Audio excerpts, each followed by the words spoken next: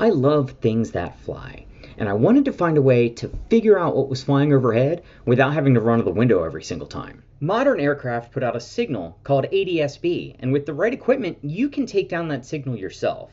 But I wanted to see if there's a way to take down that data with the tiniest footprint possible, which means no laptops and not even a huge Raspberry Pi like this. I wanted to try to use this guy.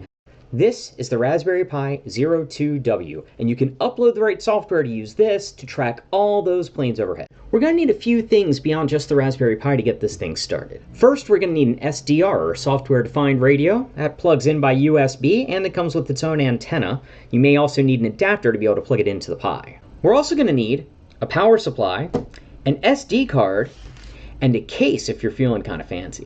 Well, that pretty much does it for the hardware. What about the software? Shout out to ADS-B Exchange. They have very detailed instructions on where to get the Raspberry Pi imager, which you'll need to upload software to the Pi, and the image you're actually going to be uploading to the device. You can find this link at adsbexchange.com/ways to join the exchange/build your own, and with hyphens in between all those words.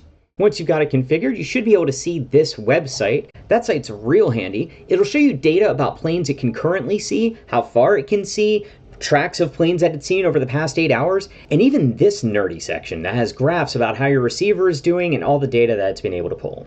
So a few lessons learned from having done this project. First, check the SDR module that you're using. The ADS-B Exchange site has information on which modules will and will not work with the project. Just make sure to look that over. The module I'm using is super old and it seemed to work just fine, but just something to watch out for.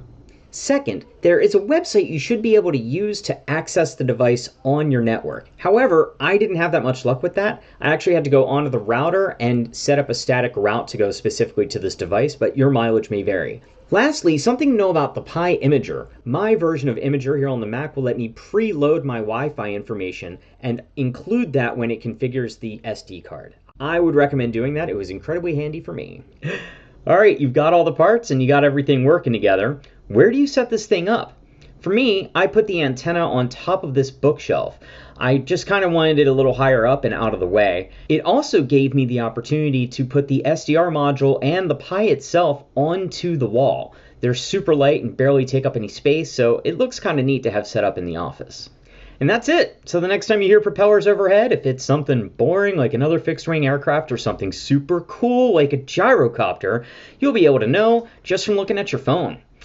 Let me hear your comments. Let me know what you think of the build, any ways that I could improve it, any suggestions for projects in the future, or let me know what you're working on. I'd love to see the progress that you've made yourself. Till next time, I'm Chandler. Take care.